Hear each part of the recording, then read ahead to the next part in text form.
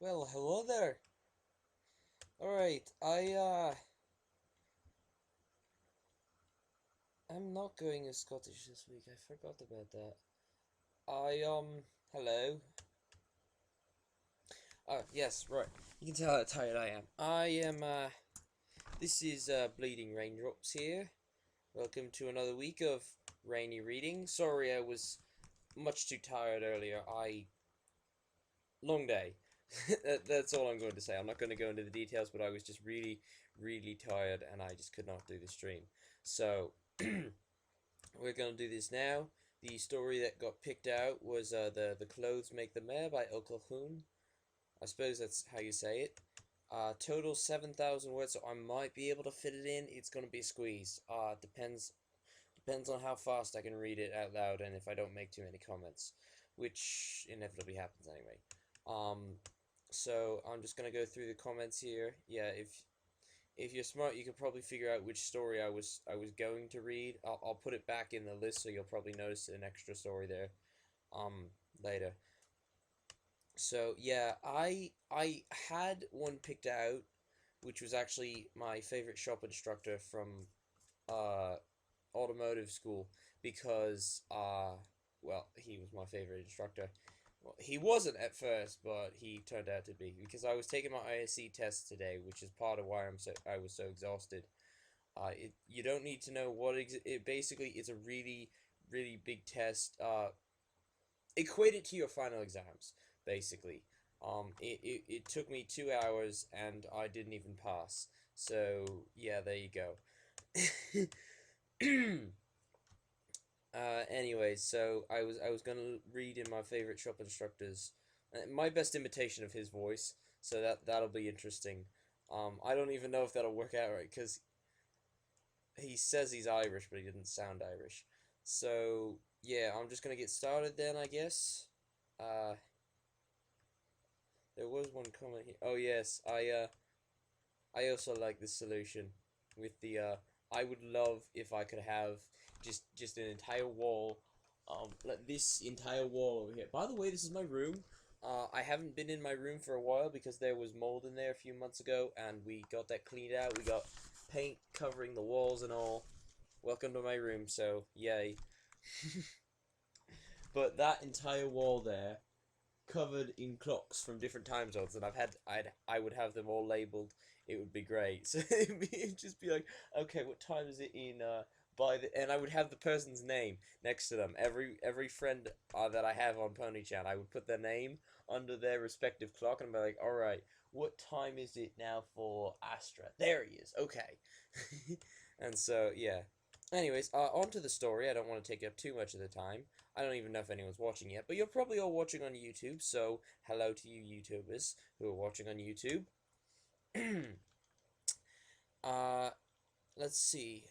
Twilight writes to Princess Celestia for an explanation of an insidious issue Shining Armor told her about, but she ends up finding a secret that will change her life forever. Short and thoughtful, just with a little pinch of humor to liven things up. Many thanks to proofreaders, blah blah blah blah blah.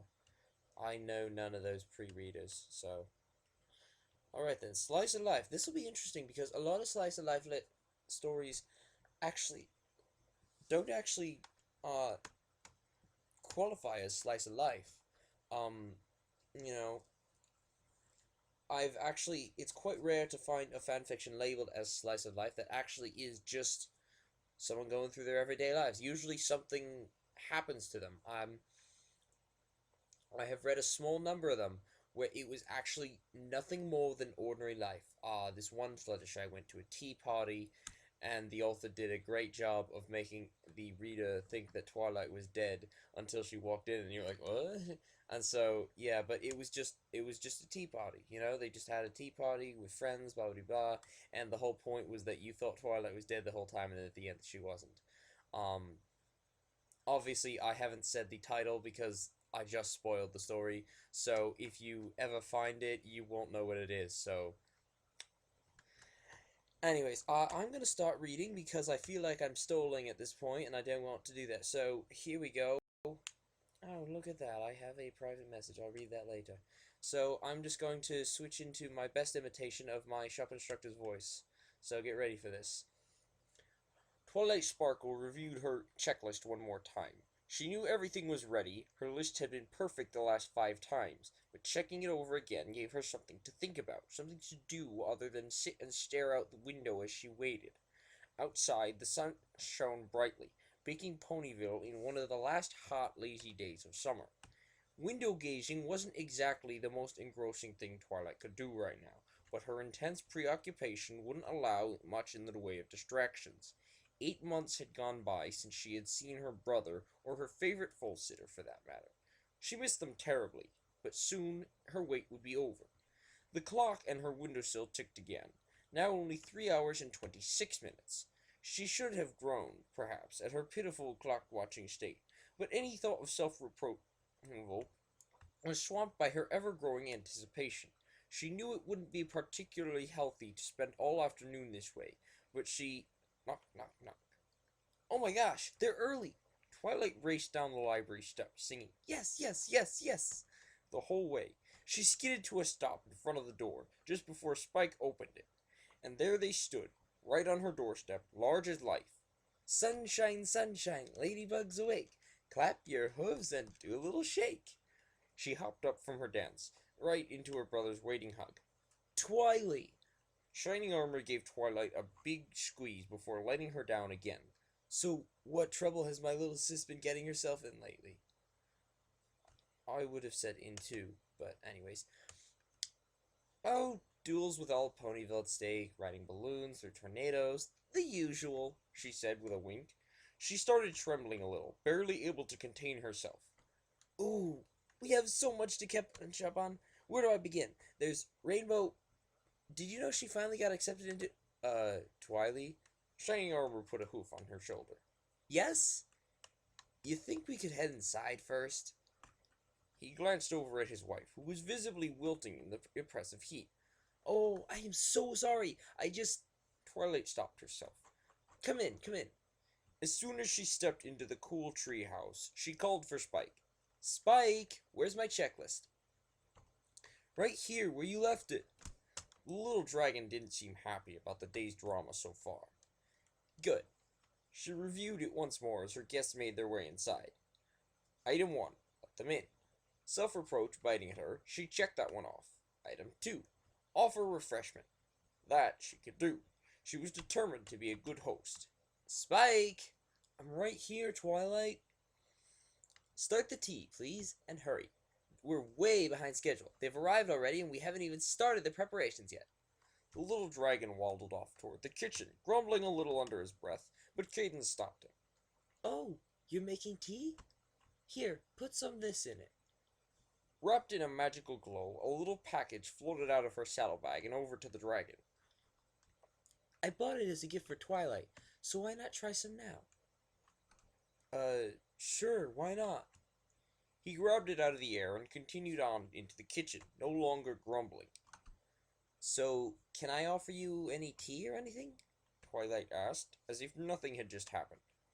As they stared at her incredulously, both Shining Armor and Cadence's eyebrows rose in unison. Twilight's polite smile grew just a little more forced. Sure," Cadence said. "That would be lovely." With visible relief, Twilight marked off another item on the checklist. Next item, small talk. "So, how was your trip? Did you... Twilight?" She stopped instantly. "Yes, Cadence?" "Twilight, just relax. It's okay, really." But Twilight knew she should. But she just couldn't. "It's been so long, and I just want everything to be perfect. I have to... Twilight, we don't want a lot of fuss, okay?" Shining Armor moved over close and gave her another tight hug. "That's why we came alone, so that we could spend some time, just the three of us. But, Twilight, put down the checklist, please." But she looked over at Cadence and back to her brother. "Without it, I might forget to..." "For your BBBFF?" Twilight's heart melted a little, and she was able to breathe a little easier. "Well, okay." She set it down on a nearby shelf. "But now, how will I know what to talk about?" Cadence laughed. "Well, for starters, What was that about dueling for all of Ponyville? Oh, that. Twilight tittered nervously. Did I ever tell you about a unicorn named Trixie? I don't think so. Well, it's a long story, but she first came to Ponyville quite a while ago, before... Tea's ready! Spike stopped her story short as he came out of the kitchen wearing his favorite frilled apron and carrying a precariously overloaded tray. Oh, good. Thank you, Spike. Twilight quickly poured 3 cups, being sure to serve her guests first. Her etiquette books had insisted on that point. Like I was saying, that first time was well before the two of you got married. She had come into town with her traveling magic act. She took a sip of her tea, and she momentarily lost track of her story. Wow, this is really good stuff. What is it? Shining Armor laughed. I'm glad you like it. It's made with crystal berry seeds, Cadence answered. That's what adds the extra flavor. Had to bring something back for my favorite sister. Shining Armor tousled Twilight's hair, just the way he always had. Only sister, Twilight rolled her eyes, but she smiled widely. So, how are things going up in the Crystal Empire, anyway? It's been wonderful. A dreamy smile crossed Cadence's face. Those crystal ponies are some of the nicest ponies you'll ever meet. Maybe it's just the Crystal Heart's aura, but they really do seem so wonderful to be around. And, Shining Armor added, being gone for 1,000 years, they don't have any of the prejudices ponies have built up, which makes things really nice for me.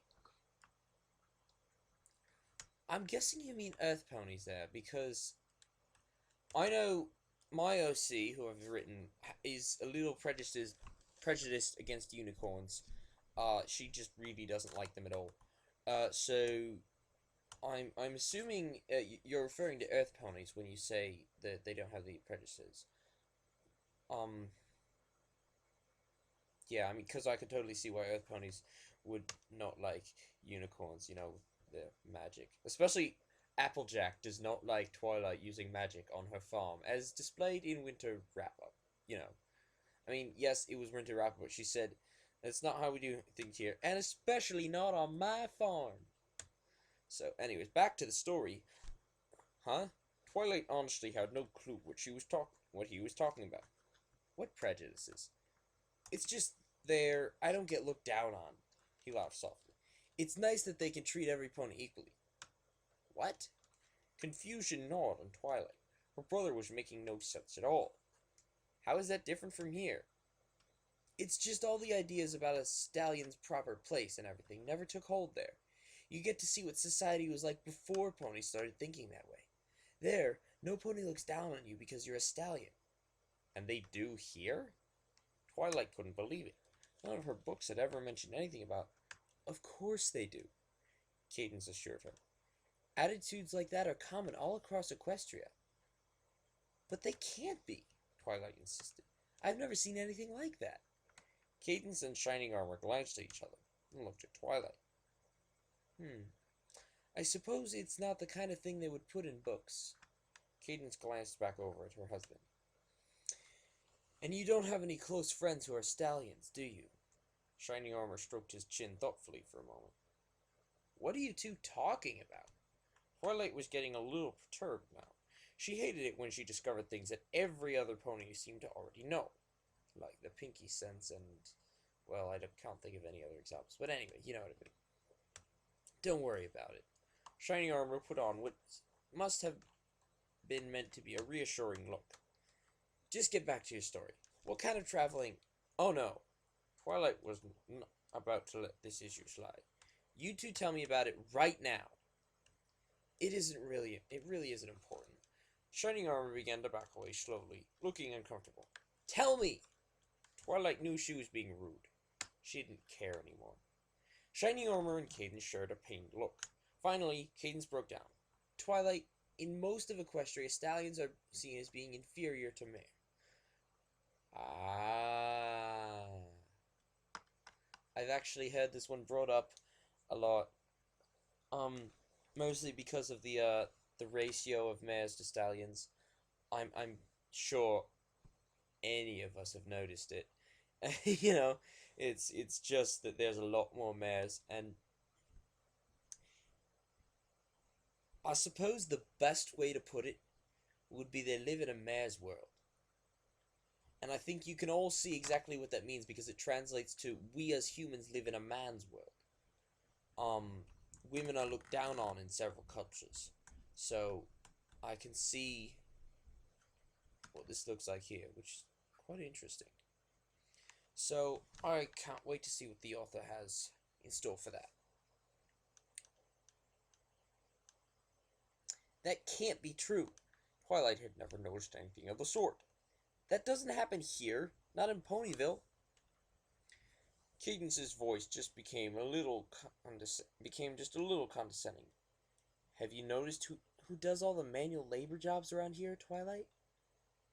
Well, they were pretty much all done by stallions, but they're just better at it. Like mayors are better at being mayors or princesses? She pointed at her own royal jewelry. But look at shining armor. Twilight had them there for sure. He's a stallion, and he's captain of the royal guard for Pony's sake.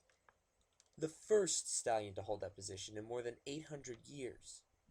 An unmistakable look of pride crossed her brother's face as he said, and let me tell you, it wasn't easy. Actually makes sense, because the captain of the Wonderbolts is seen as a Spitfire, and she's a mare. Now, military history, Twilight did know. What? What about Blazing Shield? He was your predecessor. She. But all the books say... I've already said more than I should, little sis. You should ask Princess Celestia if you want any more answers about that. I'm not allowed to talk about it. Cadence leaned in close. Believe me, Twilight, gender discrimination is a big problem in Equestria. All the more so because many ponies don't even realize it's there sometimes. She gave Twilight a nudge. I bet you've even done it without realizing you did. That's ridiculous. Twilight might be able to accept that about other ponies, but herself, never. I'm going to get to the bottom of this right now. That sounds just like Twilight. She turned around, looking for her little dragon. Spike, take a letter. Spike, still wearing his apron, raised an eyebrow meaningfully. Twilight's eyes widened, and her mouth dropped open. You know, Cadence added helpfully, in Dragon Society, it's the other way around. Males are dominant. Interesting little moment there. She, without even thinking, ordered Spike to do something. Now, he's been her assistant for a long time, so she might use that to defend herself. And he mostly does it because he wants to. He's a dragon, he likes to feel helpful. But that is an interesting point.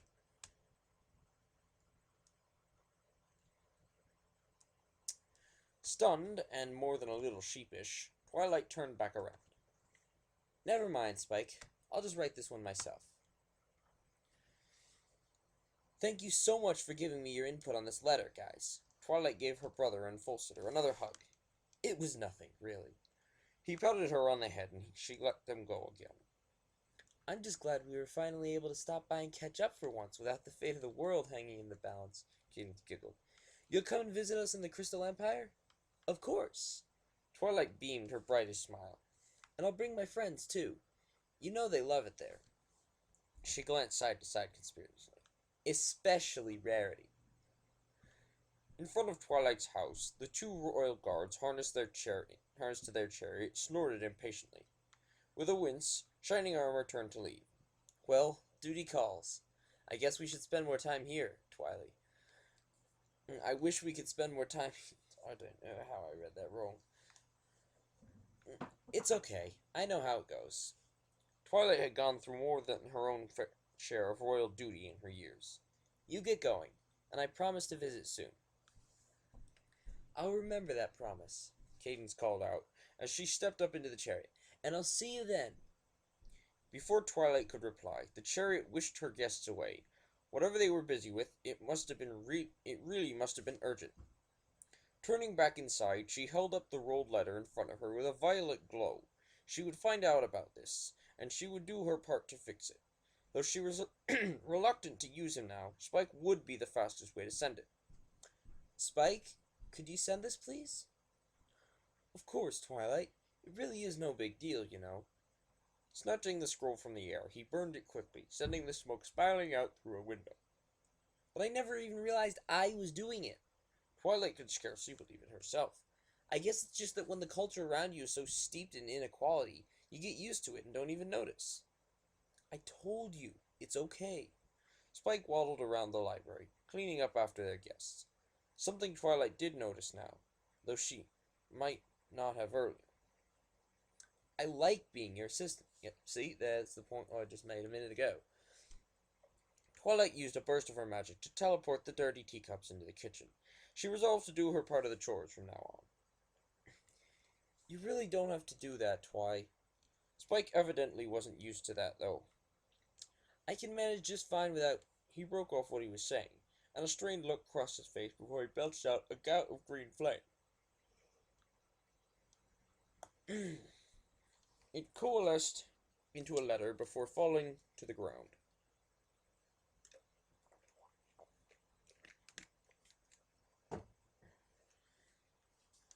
Picking up the scroll and unrolling it, he began to read.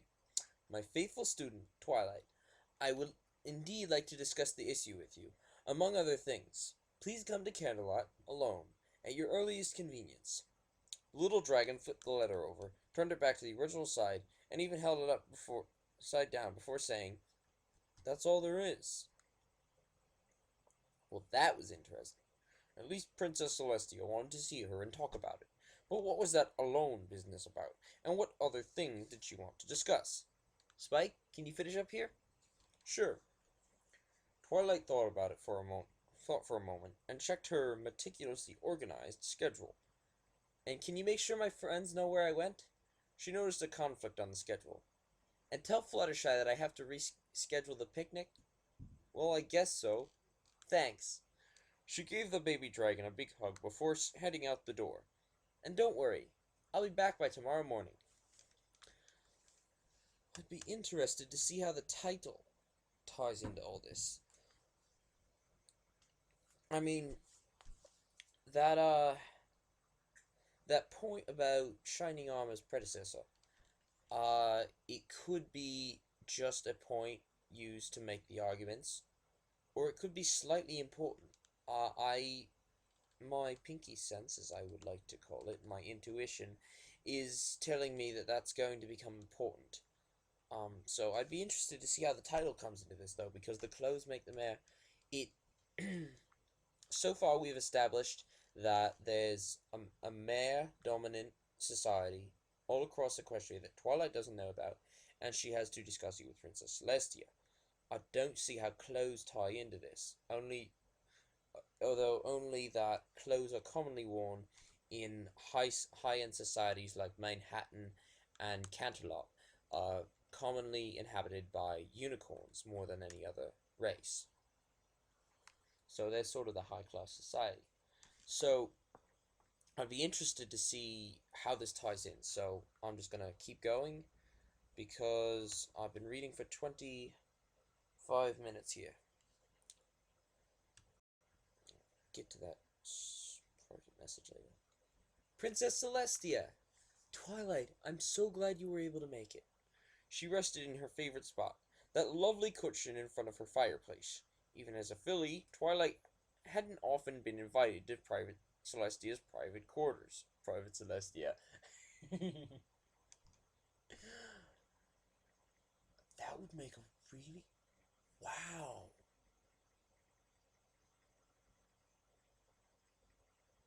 Well, you've just had a sneak peek into how I come up with half my story ideas, most of which never hit the books.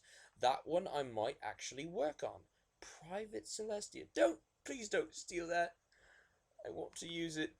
I totally want to write it. It's going to be absolutely terrible, and I'm going to have someone else write it for me eventually, but I want to try at least. I want to at least have the first shot at it. Even as a filly, Twilight hadn't often been invited into Celestia's private quarters. It was still quite an honor that the guards had directed her to see the princess there. Twilight made a short bow before rushing up to her mentor. What's wrong? Why did you need to see me? And why alone? All in good time, my faithful student. She stood up, stretching luxuriantly? Luxuriantly. Excuse me for a moment. I'm going to look this up. Luxuriantly. Abundant or lushing growth of vegetation. Abundant floor desert imagery lacking in restraint. Stretch. Okay, I gotcha. Probably. First, I'd like to go over your latest letter. Oh, that. Twilight knew that Princess Celestia must have had something more urgent in mind. But Twilight was not about to gainsay the guiding of light of her life. Okay, sure. And let's go out for a walk while we do. Now this, Twilight was familiar with. Since her earliest days with the princess, she had sometimes been taught this way. Inevitably, their walk would coincidentally lead them to examples of whatever lessons Celestia was trying to teach her. I'd like that. I'd like that, Twilight said cheerfully. She had always loved walks like this when she was a filly. I've been aware of this problem since before I took the crown. Now that didn't make any sense. Celestia had been a princess for over 12,000 years. This gender hadn't existed a mere 1,000 years ago. But wait, I thought it was more recent than that. My brother said. Celestia stopped her with a raised hoof. They were passing by the royal kitchens now, almost out of the royal housing section of the castle. I'll explain that a little later, Twilight. She turned and left down a staircase to the levels below. But even though the societal problems only began to surface about 800 years ago, mares have actually been dominant in pony society since before ponies even learned to speak. Twilight followed Celestia through the door on the next level down on the staircase. Really? She asked. My ancient history books never mention anything about that. I have to commend this author. He got Twilight down. I mean, really, I could definitely. It's very easy to read Twilight's lines just because I can easily imagine her saying them. I just imagine them right in her voice and it sounds perfect. So, well done.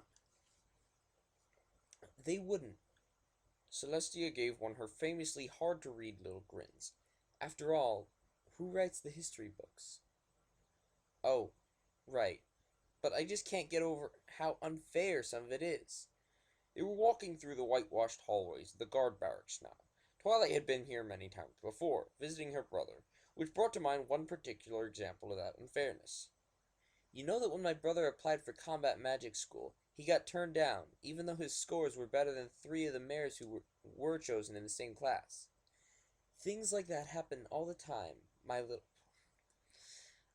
Yes, I know, using the name of the show in the story is cute, but I don't think it was used appropriately in this instance.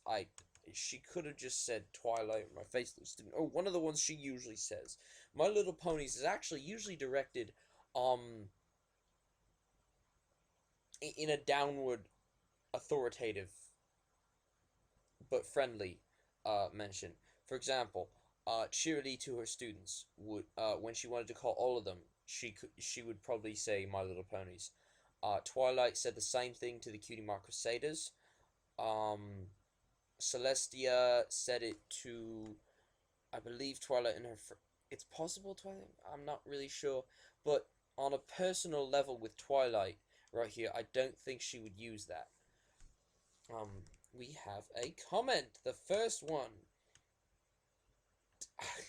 I compliment authors all the time, Anon. Without, now you might actually have a point there.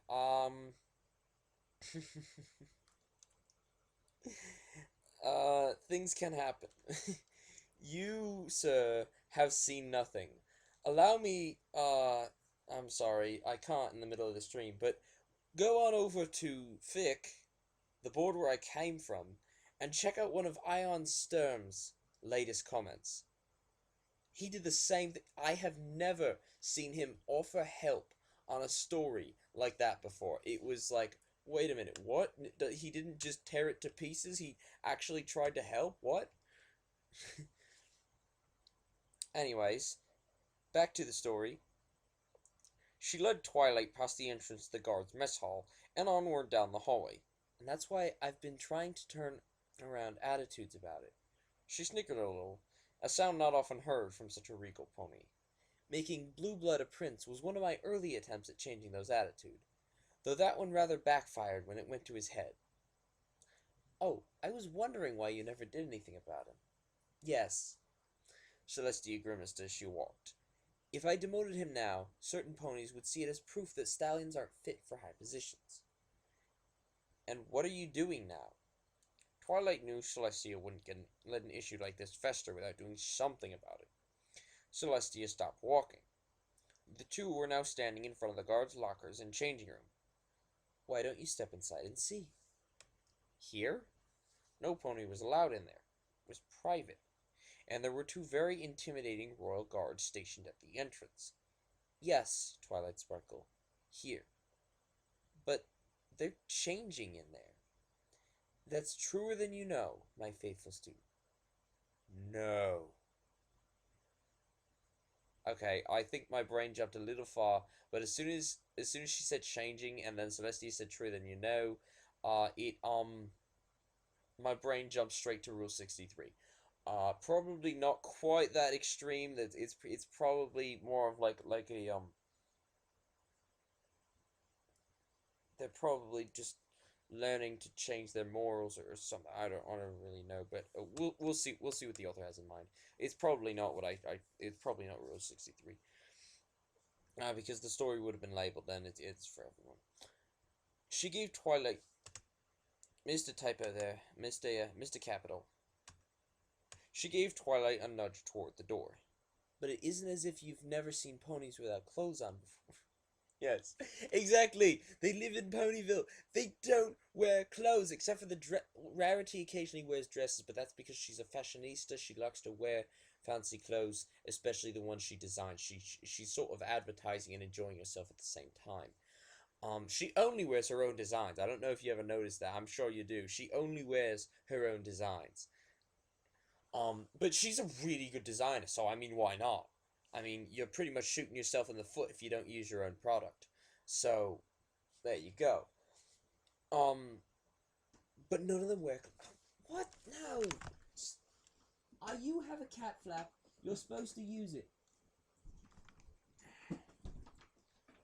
My bedroom window is right near the ground, and my cat likes to climb in, and he scratches it. Anyways. Say hello, you big oaf. What? You can't push the door open? Go on, push it open. There you go. There you go. There's a smart cat.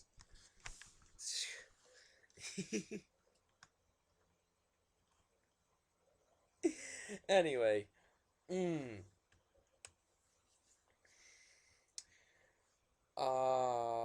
Still, Twilight's inhibitions got the better of her.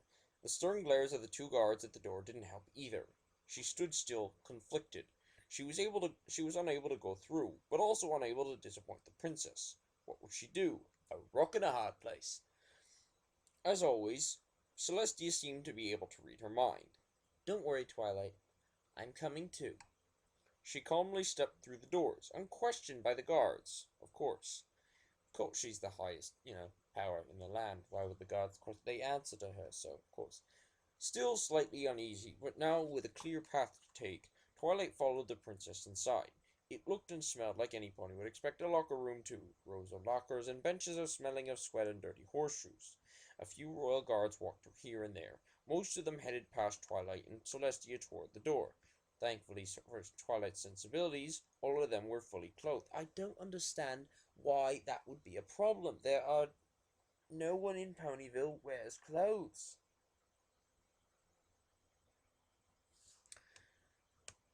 I mean, heck, it's kind of the other way around. We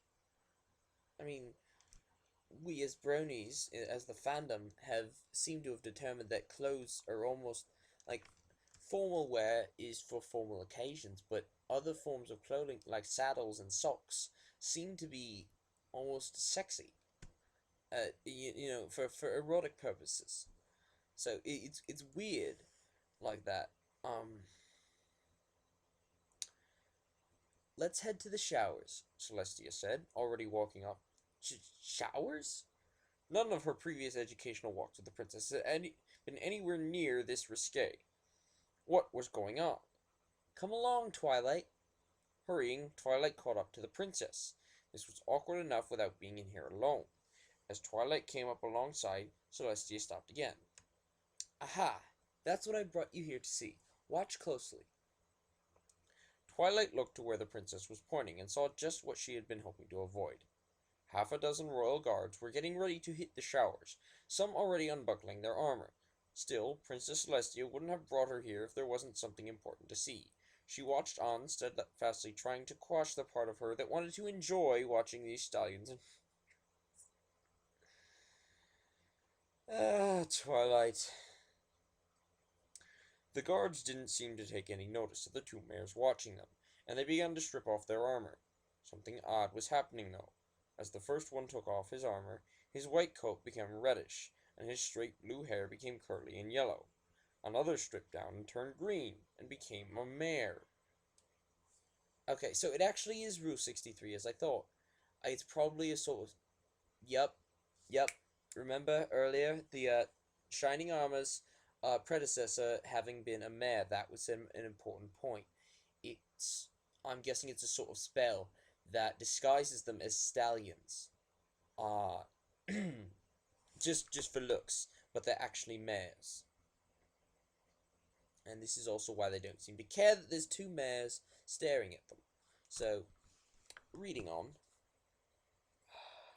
Twilight's jaw dropped. One by one, the guards all stepped out of their armor and into the showers, and one by one, each changed into an ordinary pony along the way. 4 became mares, but all of them changed coat color, mane color, and even eye color. A couple even significantly changed in size. She couldn't believe it. Are all of the royal guards like this? Most of them are, Celestia said. Occasionally, we get one who already looks enough like a guard that he doesn't need it. Like shining armor? Yes, like your brother. All of Twilight's years in magic training weren't wasted on her. You enchanted their armor with an illusion spell. What a massive undertaking. But why? The royal guards are respected throughout Equestria. Having stallions in that role helps build respect for stallions everywhere. This makes sense. This makes a lot of sense. But isn't it, well, weird for the mares to change that way? Well, actually, there's, psychologists have done studies, and we all know psychology, that a lot of, it's actually quite common. Very few people come out with it, but a lot of us actually have curiosity towards the opposite sex. We often think about what it would be like to be the opposite sex. Many of us do, and just don't bring it up in idle, casual conversation because, it's a little awkward. But I'm gonna look at this comment. Rule 63 armor. Right? I know, right? You wouldn't get that in World of Warcraft. They should do it though. That would be so weird. That would actually sounds like it would be actually quite popular. So, but yeah, we often think about what it. I mean, I'm not saying all of us. Obviously, there's exceptions to every rule, but according to studies and surveys and whatnot, most humans do often think about what it. I mean, that's why we have so many sex changes. I mean, really, this is a real thing. So I imagine that a lot of them are not entirely opposed to the idea, at least not open, not inwardly. In truth, Twilight still found herself a little unnerved by it. I mean, what about their, you know... Celestia smiled knowingly. Have you ever noticed anything unusual about the Royal Guards in that respect, Twilight? Who, me? In truth, Twilight had, but that wasn't the kind of thing one would just ask about as if it were a casual observation. Well, A curious young filly growing up in Canterlot Castle with all those handsome, immobile guards. Of course you peaked, sooner or later. Celestia's grin grew wider. I was a young mare once, too. After all, I know. Well, no use, no use denying it, Twilight supposed. They're actually genderless. Exactly. The enchantment on that armor is much more than a simple illusion spell. It changes all sorts of things about them. Wow. I can't believe I never knew, even with my brother in the guard. We make sure they're very tight-lipped about it, naturally, Celestia said. If ponies knew about it, all that effort into stopping the discrimination would be wasted. And to that end, I'd suggest you be careful to whom you mention it to as well, my faithful student. You can count on me, Prince. That's actually an interesting point. So, were they born that way? Are they bred like that? Or do they become genderless when they join the guard? Is it, alright, you're all eunuchs now? I mean, they were mares in the first place. But, I'm it's quite interesting, like, about that. I'm interested in a big, it's an interesting point. Are they? At what point did they become genderless? You know, so that'll be interesting.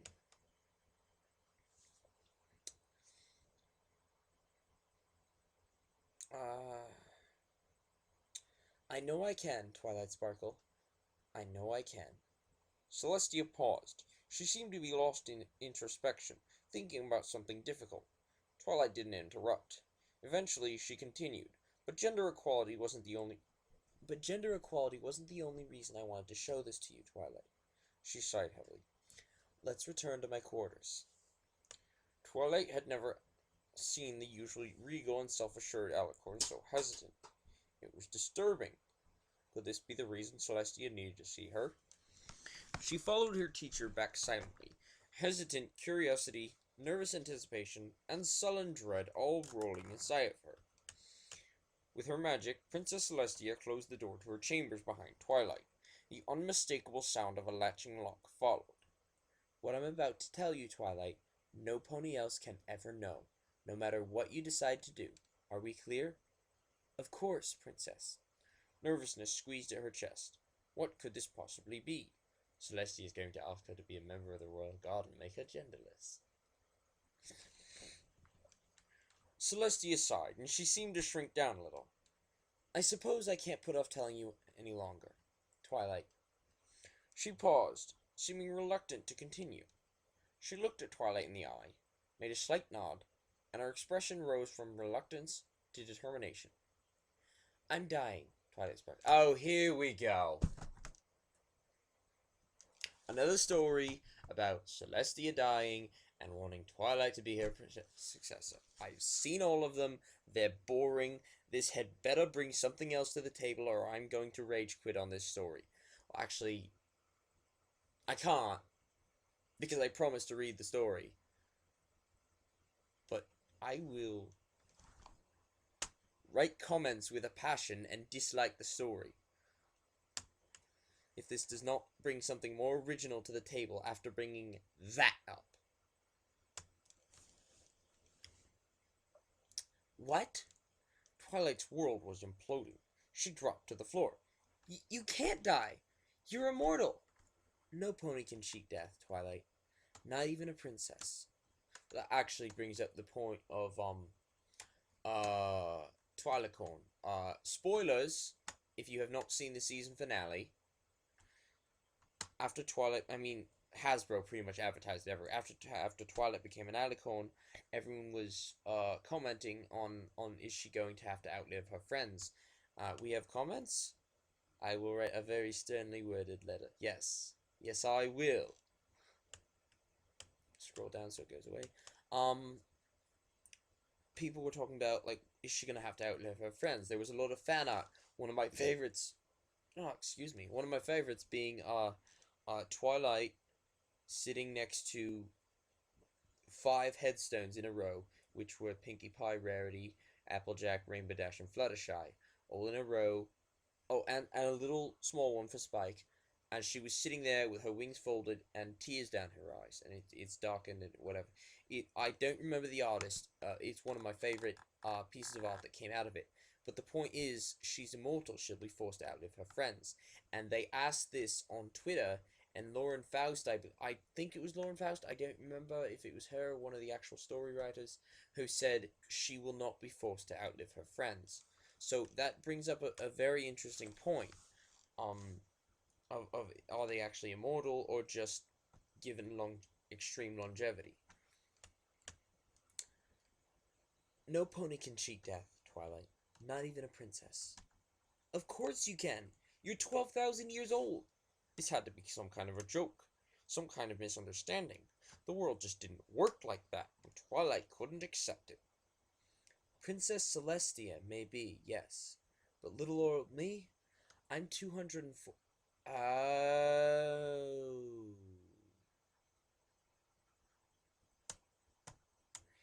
It's like the dread pirate Roberts from The Princess Bride. The dread pirate Roberts has been campaigning for over 20 years, but Wesley was only out there for 5 years. It's the name. Actually, that's what I think it is, but we'll see what the author does. I'm 247, and feeling every year of it. Celestia's head drooped down. And I'm tired, Twilight sparkled. But let me show you, Twilight. Gathering her strength, Celestia once again stood like the proud ruler she had always been. Each part of the regalia I wear represents one of the 3 pony races that make up an alicorn. She reached up to her horn. The crown represents the unicorn race. It lends me my cutie mark, my ability to raise the sun, and the color of my coat. As she removed the crown and set it down in front of her, Celestia changed. Her mane lost its ethereal glow, shortened, and turned blue. Her white coat faded into a toy store pink, and her cutie mark vanished, leaving a red rosebud where the stunning glory should be. Twilight watched in silence, her eyes wide and her mouth hanging open, unable to respond to what she was seeing. It couldn't be. Slowly, Celestia removed the huge golden chest piece from around her neck. The chest collar represents the Pegasus race. It allows me to have both wings and horn, as well as an earth pony's stamina. As she set it down on the floor next to the crown, the horn vanished from her head. Now, the pony standing in front of Twilight was merely an unusually tall Pegasus mare. The shoes represent the earth pony race. They give me Celestia's stature and agelessness. These 2 Celestia laid out in front of her. As she put down the last one, she rapidly shrank down and aged. Comments?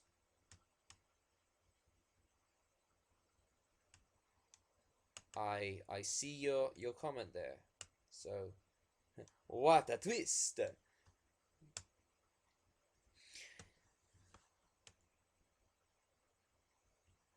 Actually, that reminds me of Friendship is Witchcraft made the same pun that I've made before, and so many other of us had. At in the episode, I don't remember the name, where Apple Bloom was all worried about her cutie mark and where she met Scootaloo and Sweetie Belle, and Twist just sort of abandoned her. She's like, "Oh, I've got my cutie mark now. Screw you, goodbye."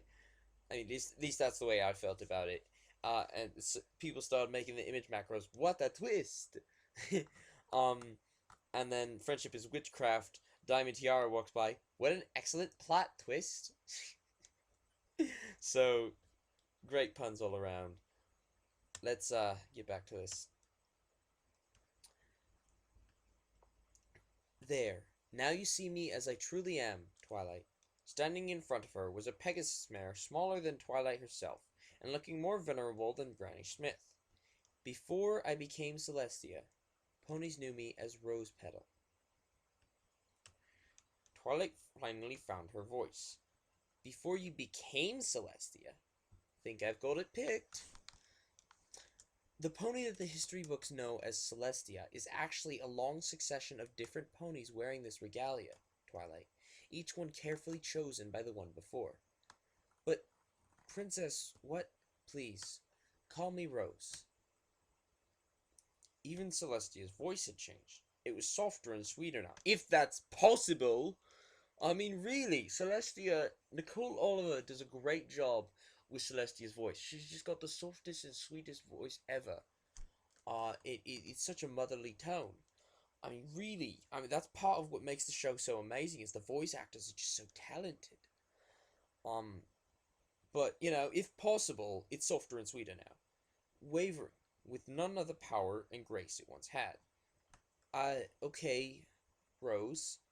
Twilight was quickly becoming overwhelmed. But what about Princess Luna? It is the same way with her. Though due to her time on the moon, she has been portrayed by one single pony for much longer than usual. Oh, wow. This clashed with everything. So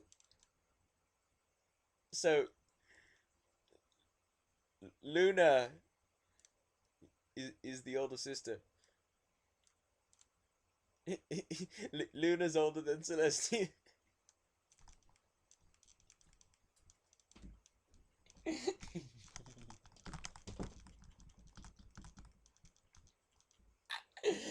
Yeah, I like this.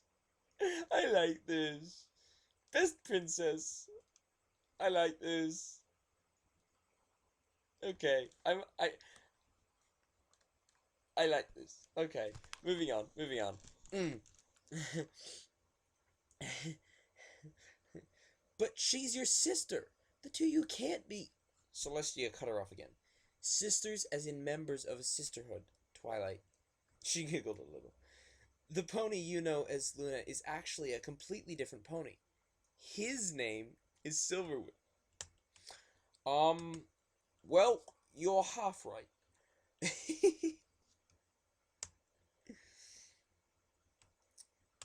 Silverwind, very nice. His? Twilight slumped to the ground. This conversation was making her dizzy. Luna is a stallion? Not all of us are like this, though. Princess Katie is actually a natural-born winged unicorn. Very rare, but it does happen at times. She seemed to take note of Twilight's harried state, changing her tone. I know this is a bit much to take all at once. A bit? But yes, Luna is a stallion. Even I have only seen his true self a few times when he... Wait. Twilight interrupted her teacher. Something she would normally never do. I recognize you. Rose Petal. You're one of Celestia's servants. I've seen you here before. This must all be some kind of elaborate joke. I've played the role of servant several times. I've played the role of servant at times, yes. When I tire of being the eternal sun goddess. Behind a sunny face. But this is no joke, Twilight sparkled. It was too much. Twilight couldn't accept it. This couldn't be true. No, it can't. Must be some logical, too implausible. It doesn't make... Still babbling, she huddled herself together in a tight ball of fear of denial. Reminds me of Rainbow Dash from Sonic Rainbow. When she was there on the floor, she was shaking. I've got the GIF, GIF, whatever you want to call it. I don't even know what it stands for. I mean, my best guess would be graphic image file. But I actually don't know what it stands for. And JPEG and PNG and whatever. I don't know what they stand for, and I'm quite interested in them. Anyways. But then she felt a familiar wing across her back. She looked up and saw Celestia, looking at her the way she had so many times looked at a hurt or upset purple filly. Then Twilight knew. All her denials and arguments were gently being washed away. She uncurled her wadded ball of misery and embraced the pink Pegasus next to her. Princess, not princess anymore, my faithful student. She released Twilight from the hug. Just Rose Petal. Twilight looked back up at the pony in front of her. not princess, then who will... Her eyes widened in subtle realization. No, no, no, no. Why do you think I showed you all of this, Twilight? No, no, no, no, no. Yes, no, no, no. But she secretly wants it. She wants the D.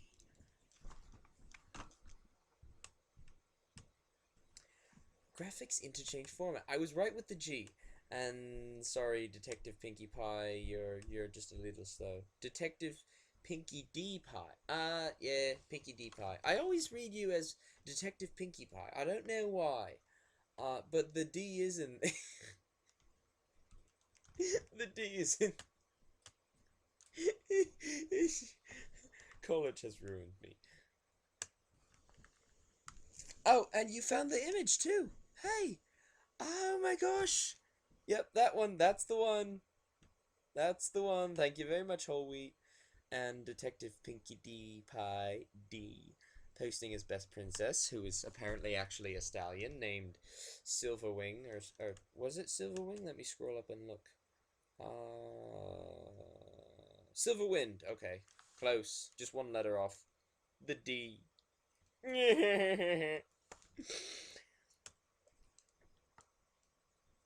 I've Now this is interesting actually, because in canon, Princess Celestia has been doing exactly this.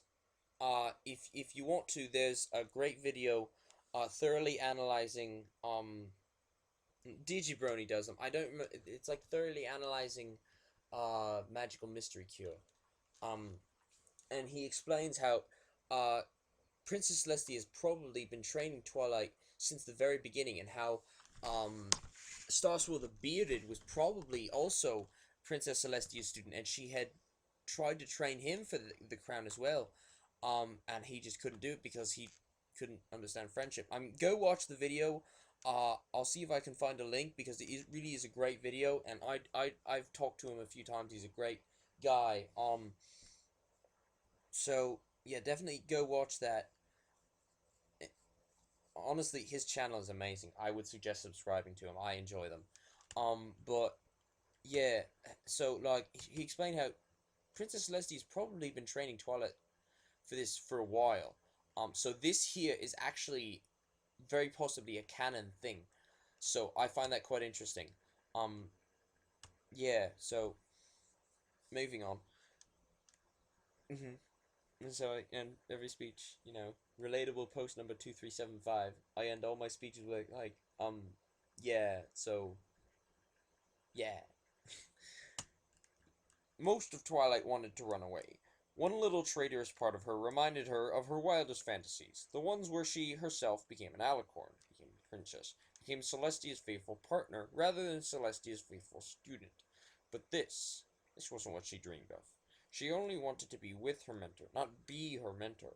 And what about my friends? What about my own life? This is actually a very the word that always comes to mind is like Freudian, but I don't know if that's actually the same psychologist. But where you always wish that something would happen, but then if it were to actually happen, you're like, wait, no, actually, this isn't what I wanted. No, like biggest example. When you're a kid, sibling rivalry. When you're very young, if you have siblings that you commonly clash with, a lot of people say, I wish they were dead. Little dark, but hey, kids are sometimes. Um, and then what if it would actually happen? I mean, Zathura, I think was by Disney. The movie did the same thing. The boy wished his brother was gone, and then when he thought his brother was actually gone, he was like, "Oh no, great!" He suddenly realized what he'd done, and then his brother was still there, and he was lucky. But and there's been a lot of movies. Disney even did You Wish with what was that kid's name, like Spencer Brasson or something, where the guy wished his brother was gone, and then his brother was gone, and he's like, crap, I don't like this. and he spent all that time trying to find that coin again so he could wish his brother back, because he realized he didn't actually want it. I like turtles. And that one. Hey. Alright, anyways, viral videos out. Celestia, or was it Rose, winced. I am so sorry, Twilight sparkled. So very sorry. She looked into Twilight's eyes, and Twilight was shocked to see tears welling up. I am asking you to make such a sacrifice. It's unfair, and you don't deserve this treatment. Her frown deepened, and the concern in her eyes grew. But I have little choice. Without a consistent ruler, Equestria could once more be ravaged by war and the struggle for power. I must choose a successor. Twilight already felt the stinging pangs of loss. Your friends can still visit you, of course, and you can still escape, occasionally taking it off and living as Twilight Sparkle again. For a short while. She laid a pink hoof on Twilight's shoulder. But Twilight Sparkle will move back to Canterlot, and she will become Celestia's brilliant but reclusive and rarely seen student. She drew Twilight in for another hug. I waited as long as I could. I wanted you to have as much of your own life as you could. But now, I fear it is time. Now, this I really like. Only because I saw the finale, and Celestia had been training Twilight for a while, like pretty much her whole life. And I lost my train of thought. Poof, there it went. Derail.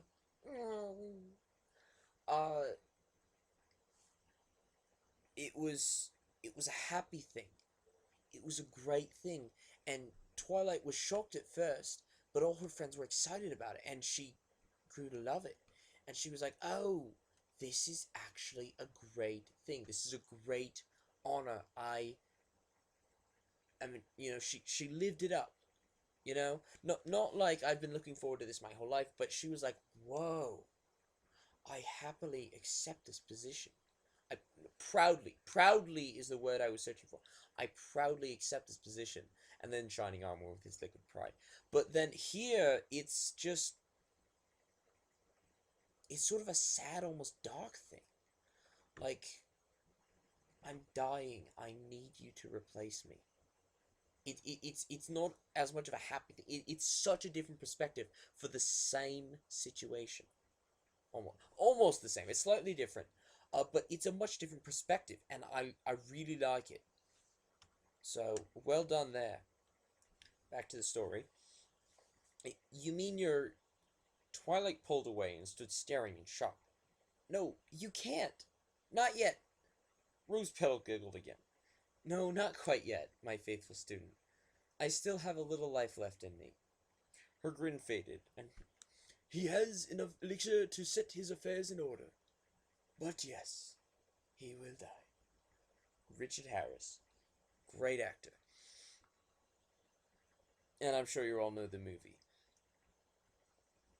Her grin faded, and her tone grew dreadfully serious. I want you to know, Twilight, that this is your choice. I could still find some pony else in time. Probably. Her stare softened. But you are the best choice. The best pony anywhere to be the new Celestia. But I'm just a regular old Pegasus. I know you can do this, Twilight Sparkle. All I'm asking is, are you willing? Again, Twilight fell back on her haunches. Was she willing? It's just so unfair. Compassion filled Rose's face. Life often is, my little pony. Life often is, no matter what we do. She glanced away for a moment before looking back. You don't have to decide right away, necessarily. I could give you some time.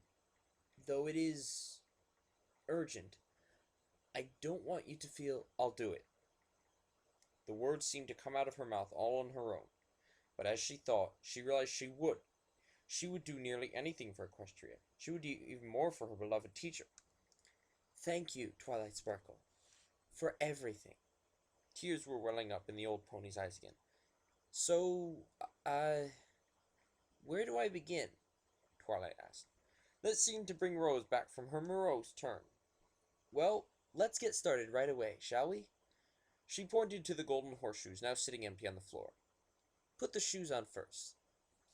I'm not sure if they will fit. Just put them on.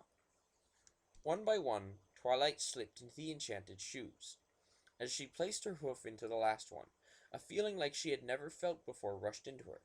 She was growing, and fast. Before she knew it, she was looking down at a much shorter Pegasus mare. The spacious private quarters didn't seem quite so large anymore. Her head spun a little from the vertigo. You get used to that after a while, Rose said, a hint of mischievous glee in her voice. Now the chess piece. Clumsily, Twilight reached for the ornate chess piece, only to fail rather embarrassingly. This new, larger body would take some getting used to. Instead, she lifted it up with her magic and slid it down onto her much longer than usual neck. As it settled into place, a poof sound came from behind her. She even felt pressed slightly downward as the wings shot out of her back. She fluttered them a little, experimentally, and glanced up at her horn. She could see it easily now, and it had grown substantially. Semicolons usually refer to, slightly unrelated, clauses. This, I would have used an M dash, although the author does seem to be using a lot of those. Well, though, I mean, they're used properly. I'm not. I mean, almost here for a semicolon. I know I'm not an expert with semicolons. I'm still struggling to learn how to use them myself, but I don't think it goes there. I think that's more of an M dash usage. You'll learn to use those wings in due time. Oh yes, there we go. There we go. There it is, right there. My biggest problem with the finale. You'll learn to use those wings in due time. Twilight did not have to learn to use her wings. Rainbow Dash is jealous. I mean, really, becomes a princess. Knows how to fly instantaneously. She was doing loop-de-loops and she just flew straight into the camera with one of my favorite image macros. You're getting hugged whether you like it or not. It was great. But the point is, she should not know how to fly that quickly. It's not fair. I mean, really, not for ponies who went through flight school twice and finally got Best Young Flyer award for the last 2 years. After all those years of hard work and determination. Speaking of my own OC now, I wrote a great backstory for her. But anyways, self-advertisement aside, just be back to the well, no. Things. Back to the story. You'll learn to use those wings in due time. Good job, author. That's not a bash against the author, it's a bash against the show. For, the story writers. Just moving on. Just be grateful you already know how to use magic. Which, by the way, you'll probably find quite a bit easier now. Rose Petal stood there staring at Twilight for a moment. Twilight couldn't understand that at first, but then she realized that the Pegasus must be seeing a full-statured alicorn version of her faithful student. Twilight wondered how long her mentor had been imagining such a sight. And then, the crown? Yes.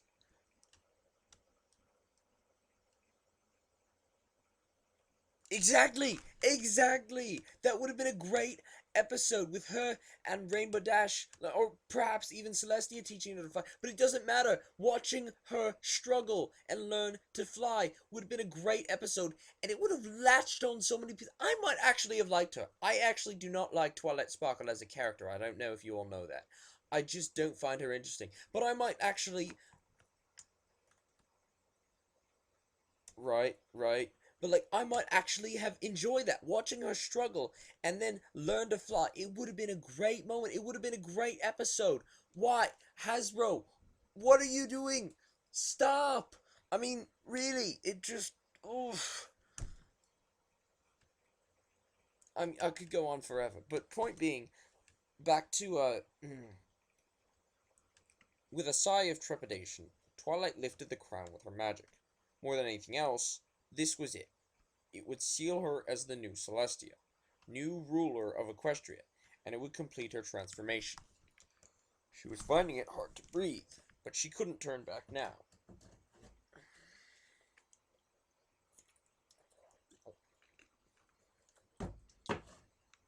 Wincing her eyes shut, she thrust the crown down onto her head. Oddly enough, this time, she didn't feel any change. Slowly, she opened her eyes and looked at herself. Her legs were white. Her body was white. Her mane and tail had changed colors, and they now waved in a familiar, invisible, ethereal breeze. This has got to be incredibly surreal for her. I mean, it would be for me. I mean, let's say, Steve Irwin was my hero when I was a kid. I watched The Crocodile Hunter all the time. I've seen every episode. And if I one day just turned into Steve and looked down at myself, I'd be like, holy crap, I'm Steve Irwin. You know? I mean, it's... that'd be freaking weird, especially since he's dead now. For things that I don't like to talk about, because I always get very opinionated and passionate about them. But anyways, wincing her eyes shut, she put the crown down on her head, body white. She bent around to see her cutie mark, the sun in glory. She was Celestia now, even if she didn't feel like she was. I'm like, have you ever considered piracy? You'd make a wonderful Dread Pirate Roberts. The pink Pegasus in front of her smiled warmly. Stay true to yourself, Twilight Sparkle. I chose you for a reason. For starters, how about you try to do something about that gender discrimination issue? And also, she hesitated for a moment, don't lose contact with your friends. She looked away and added quietly, like I did.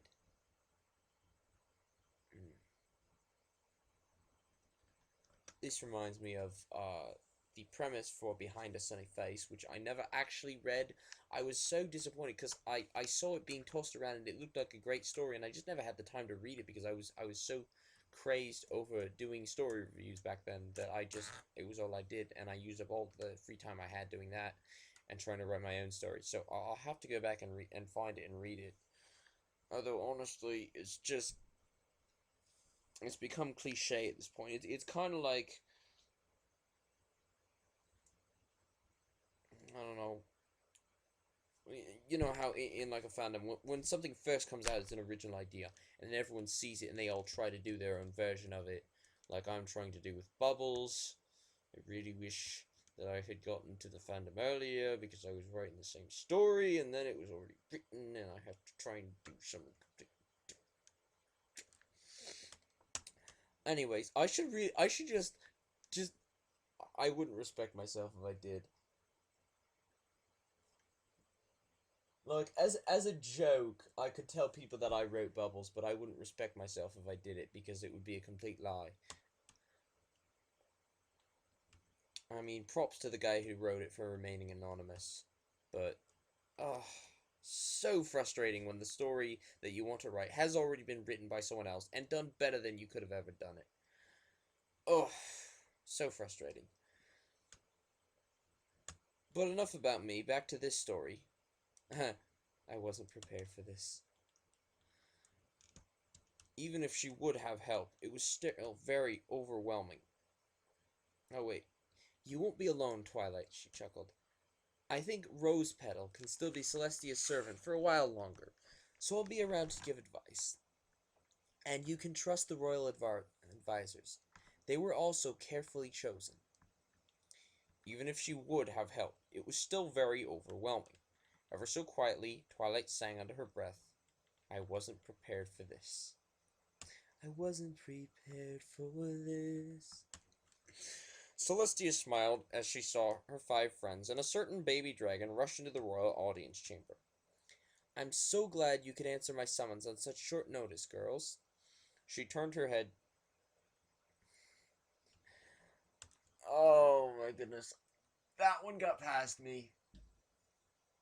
That one. Wow. I, It says Celestia, but it really means Twilight as Celestia. So I read it in Celestia's voice. I didn't realize it meant Twilight as Celestia. So, oi, that's a weird transition. Celestia smiled as she saw her 5 friends and a certain baby dragon rush into the royal audience chamber. I'm so glad you could answer my summons on such short notice, girls. She turned her head to the side, toward her guard commander. Excuse us, please. This will need to be a private audience. Wordlessly, her guards and servants left the chamber, all save for one, a pink Pegasus at her side. What's the matter, Princess? Applejack asked. Is it about Twilight? Spike asked. Where is she? Is she okay? Fluttershy whispered. I really hope nothing happened to her. Celestia hushed them all with a raised hoof. First, I must swear to you all to absolute secrecy. She nodded toward her pink friend. That means pinky promise. Pinkie Pie gasped and almost exploded on the spot. The princess knows about pinky promises? This is the greatest day ever! I'm famous! Now everybody will be making pinky promises, and we can all be the promise buddies, and... She gasped again. And have a big Pinkie Pie promise party. Pinky promise party. Princess Celestia cleared her throat meaningfully. Applejack, seeming to take the hint, shoved a hoof into Pinkie Pie's mouth. I always say Pinkie Pie. Even when I just see Pinkie, I say Pinkie Pie. And then when I want to type out Pinkie Pie, I type Pinkie instead. It's all backwards and upside down. Shutting off the overflow of exuberance. As soon as she calmed down a little and stopped bouncing, the hoof was removed from her mouth, and Pinkie Pie jumped in front of the others to lead them to her inner solemn oath. Cross my heart and hope to fly, stick a cupcake in my eye. Pinky promise. Celestia smiled and sighed. Somehow that already seemed nostalgic. She glanced over at the Pegasus beside her in a display of indecisiveness very uncharacteristic of Equestria's ruler. Receiving a slight nod from Rosepetal, she turned back to her friends. Slowly, carefully, she was still unused to her larger body, she brought her hooves up to her head and removed the crown. As she set it down on the dais in front of her, she changed. Her mane and coat returned to their purple and lavender hues, and her cutie mark returned to being an amethyst star. 6 startled gasps of amazement greeted her in return. Twilight? Rarity was the first to find her voice. You're the princess? Oh my gosh! Oh my gosh! Rainbow hovered up on her wings, her eyes wide open in shock. How long have you been secretly the princess? Not long, Twilight assured them. Not long at all. Slowly, she filled them in on everything that had happened, secretly believing it herself, scarcely believing herself. I don't know why I'm dyslexic today. Dyslexic, Lizdexic, as I like to say it. So, you're going to be living here in Canterlot from now on, huh, Sugar Cube? Well, mostly, Twilight sighed. That should be a comma. That should be a comma. This would be the hardest part. I could still come visit occasionally, of course. And, well, I've been thinking of a franchise farm up here on Canterlot anyway. Applejack was such a bad liar. Ooh, and I could open up my very own sweet shop. Rainbow looked over incredulously. How are you going to afford that, Pinkie? The same way she affords anything else. She just has money to... I mean, really. Pinkie... Have you ever noticed? Pinkie Pie just buys things. Like, for example, her crystal ball. Remember that? Remember the crystal ball? She bought it. She just went out and got it. And you notice she had so much gold during, she had so many bits during, the super speedy situs, whatever, the apple cider season episode that I can't seem to remember the name. She had so many bits. She bought all this. She got like. She was the only one who did that. Why does Pinkie Pie always have so much money? Maybe it's because she runs a sweet shop. But I mean, like Rainbow Dash should have more money than her as the weather pony. I would think. But like, she has so much money just to throw around. Pinkie Pie can afford almost anything. And then look at her next line.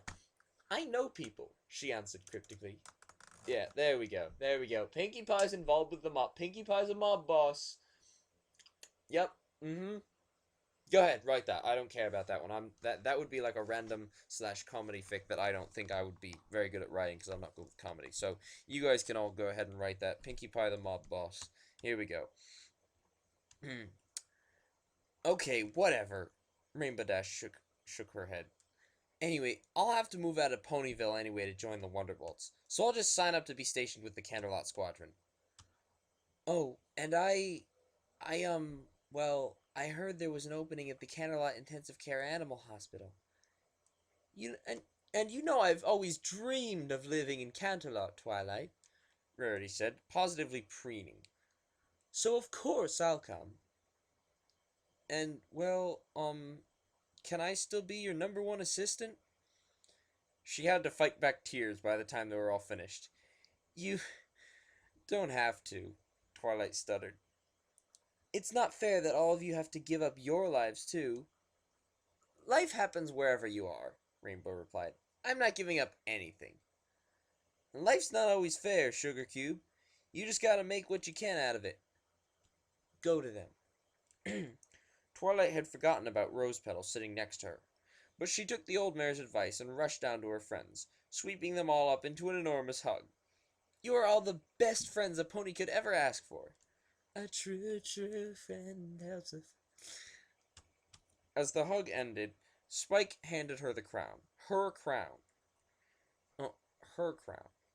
She picked it up, and as she put it on and changed back into the Celestia every pony knew, she thought that, strangely, it didn't seem like such a burden anymore. That's only the second chapter, and I've been reading for an hour and a half. I like the story. I'll have to finish reading it later, and it definitely brought something new to the table, to use my own words there. So, this is gonna go on my favorites list. A well-deserved. So, I had a checklist of things here. No, he's not knocking on the window. So, yes, if you're watching on YouTube, please don't forget to subscribe to my channel if you're not already. And mention this to your friends. If you liked it, let me know what I could do better. Let me know what I should probably change. Let your friends know. This is also going to be featured on Pregnant Stallion Radio because that's the group that I do these things for. I mean, I really do it more for myself than anything else, but I like to say that I'm doing it for them. Besides, Soph watches this anyway, so I kind of have to say it. Hi, Soph. Don't forget to post your favorite story in the comments on YouTube, or if you're watching from ponychan, like a lot of you guys do, just let me know on ponychan, and I'll get that story updated. Oh, and I'm gonna leave a link in the description here, if I can, to DigiBrony's video on thoroughly analyzing Magical Mystery Cure, because it's actually quite synonymous with this. So, yeah. Alright, thanks for